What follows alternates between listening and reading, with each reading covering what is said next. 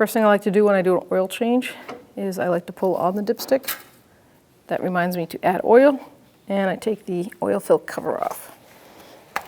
And if you look on your individual vehicles, you'll see what grade of oil you want to manufacturer recommends. Make sure you use it.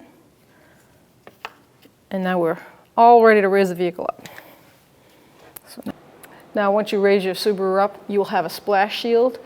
Hopefully yours comes with this trap door that has access to the engine oil filter and drain plug. So Phillips screwdriver, they're all plastic, so just gently spin them and then they'll pop right out and you'll pull them right out like that. Just a gentle twist. They'll pull right out. Some of them have been replaced, which is going to be pretty common, and some are stripped, which is pretty common. So we'll get the easy ones out first, and then we'll go from there.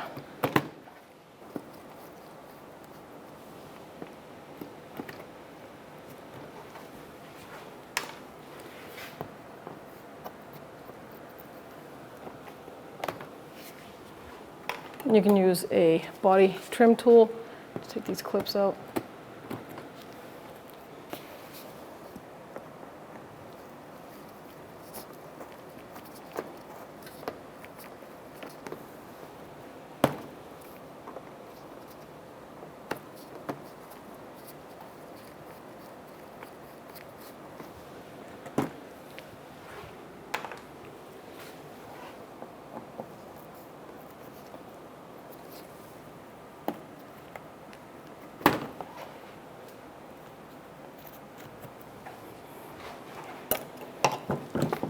All right, so now I got that broken one out and I've got this one ready to come out. So you're just going to pull the last tab out and then set this aside. And now you can see your oil filter and your drain plug right out in the open.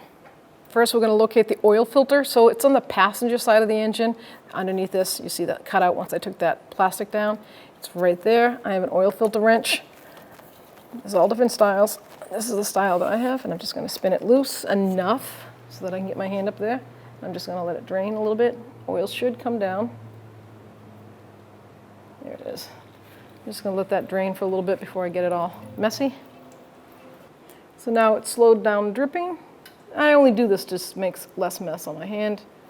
And then I could just untwist it the last couple of threads. And we'll just drain it in the oil pan.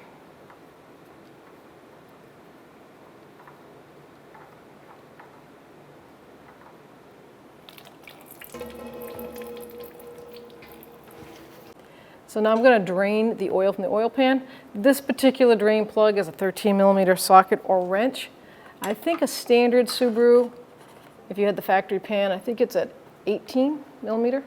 It's a wider or 17. This looks like it's been replaced.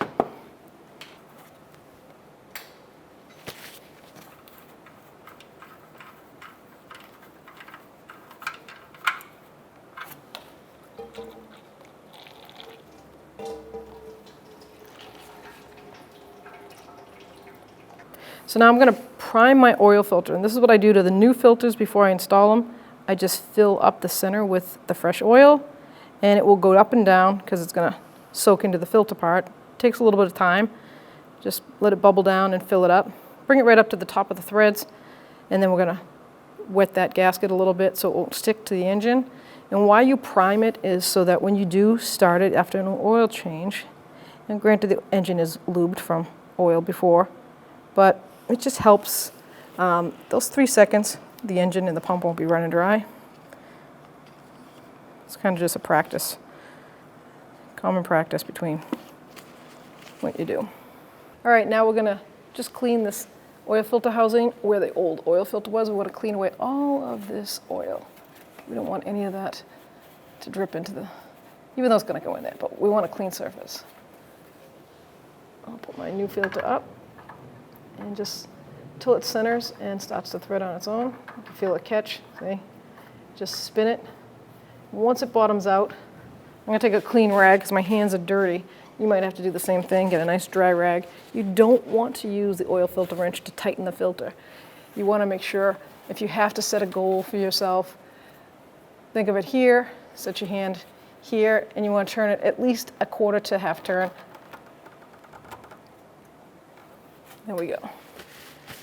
So before I replace the drain plug and finish up, I'm going to check this drain plug out, examine it, make sure the threads are in good shape, make sure that gasket's good.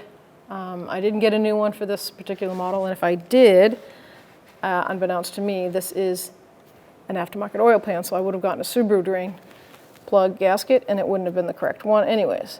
So what I'm looking for is burrs, cracks. It's an aluminum washer, so aluminum would be, it's going to hold up pretty fine. So I'm just going to replace it, the whole thing back into the pan, and we'll tighten it down. The torque spec for this is 23 to 30 foot-pounds. So once I bottom it out, I'll get my little torque wrench and I'll snug it up properly. Torque on the drain plug is 23 to 30 foot-pounds. And there we go. I like to use some parts cleaner. I'm just going to spray it and get rid of the oil drip. You can wipe it. I usually do a little of both there. And I look for any residual oil up here on that plastic, because the worst thing you could do is put the cover on, set it down your driveway, and then you see oil on the ground. Then you gotta jack it up just to confirm it is not the new oil dripping out. So now we're gonna reattach our splash shield access. I'm gonna put this one in, and then I'm just gonna put the rest all the way around. And I'm gonna replace that broken one.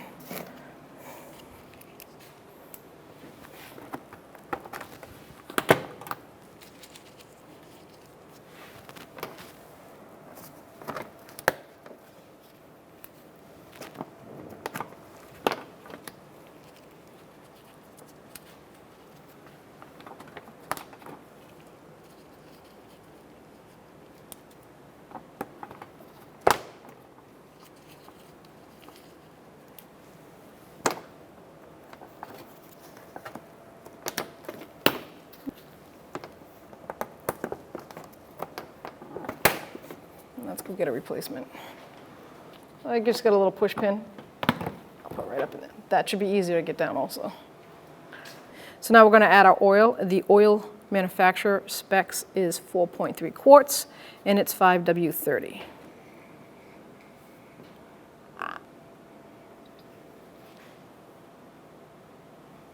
That's perfect. So we'll let that funnel drain in there. We'll take the funnel off, clean it up, replace the cap.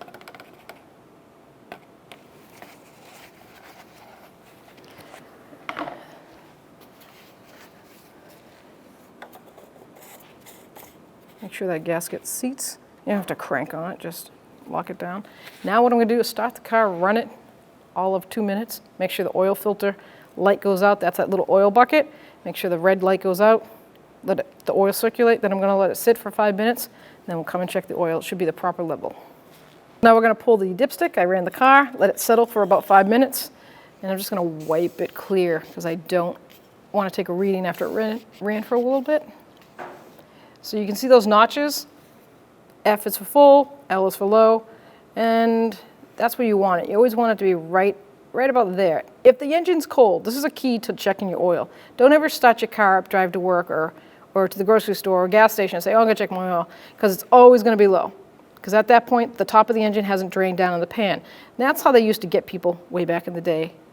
I'm talking 50s and 60s at oil stations, gas stations, shall I say, and they would say, oh, your oil's low. Oh, put a quart in. And they'd overfill people's cars. Low, high. When the engine is cold and hasn't been running, that oil should be right up to that mark. If it's been running, you're always going to be about a half quart low. So don't add any if it's been running. Now I'm a half quart low. Half to a quarter quart low. I'm going to go with the highest side of the dipstick, so I'm about a quarter short. I think I'm going to wait another 10 minutes and recheck it. All right, so I just checked it. I let it sit for another 5 minutes, and you can see how the oil rose right up. It's right there, right on the spot. So we are good to go. Make sure you place this all the way down. Shut your hood, and you're ready to go.